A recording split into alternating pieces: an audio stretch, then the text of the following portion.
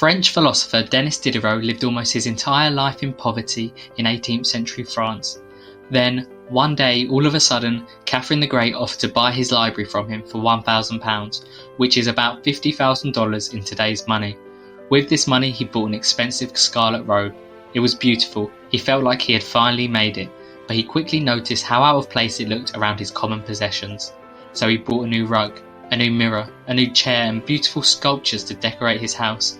Each new purchase gave him that feeling again that he had finally made it and that he wouldn't need anything else. Then, after a while, the new purchases lost their novelty and he just saw them as part of life, so he'd go out and buy something new. His wealth didn't last very long. We all have goals in life, and we believe that when we reach them, then there'll be an all-encompassing moment of freedom. That moment when we sit back on our deck chair, look at our beautiful view, sip our whiskey and think, I've made it. Sounds pretty good, right? And it is. Until it isn't. The problem is that this feeling never lasts very long. Think back to your last goal, one that you wanted really bad.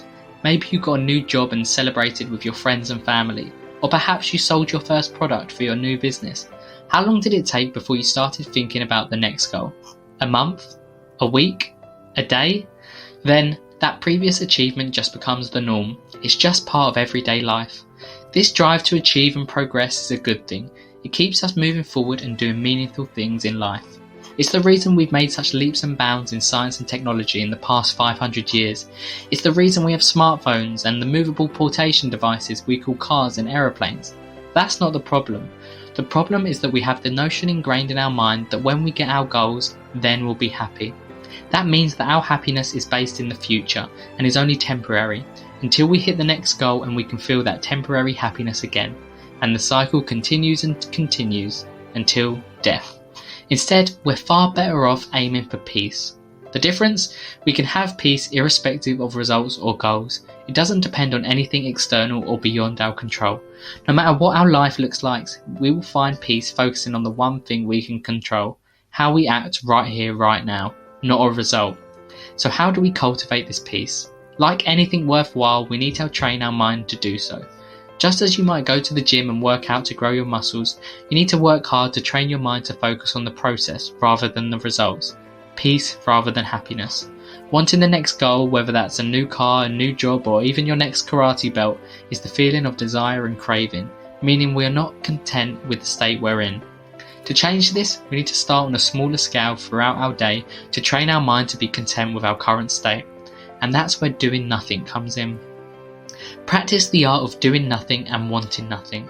You can start with just a few minutes a day, where your goal is to focus on the present moment and not the past or future. All of humanity's problems stem from man's inability to sit quietly in a room alone, wrote the French philosopher Blaise Pascal. Trust me, it's not easy. Look around at everything. Feel your senses. Feel your heart beating and the blood pumping around your body. Every time you get a thought or craving, maybe to check your phone or unload the dishwasher, just notice it and go back to the present. Then practice this throughout your day. You don't literally need to be doing nothing to be fully present. You can also practice it when active. How many times have you been reading a book and kept getting distracted?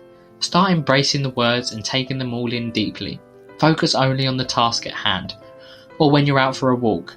Appreciate that you have access to information so easily in the time that you were born, or that you don't live in an Arctic or extremely hot country and have the luxury of a stroll in the park. You're training your mind to be at peace internally, no matter what your external looks like. There's nothing more productive than learning to be happy with whatever life throws at you. And when you get dragged away by random thoughts, which you will, just notice them, accept them and try to get back to the present. The point is purely to learn to appreciate and be content with your current state for as long as you can, as much as you can. Then you'll appreciate the bigger things in life. Your partner, your family, your job. Suddenly they annoy you less because you're content and appreciate the positives of them and how you're lucky to have them.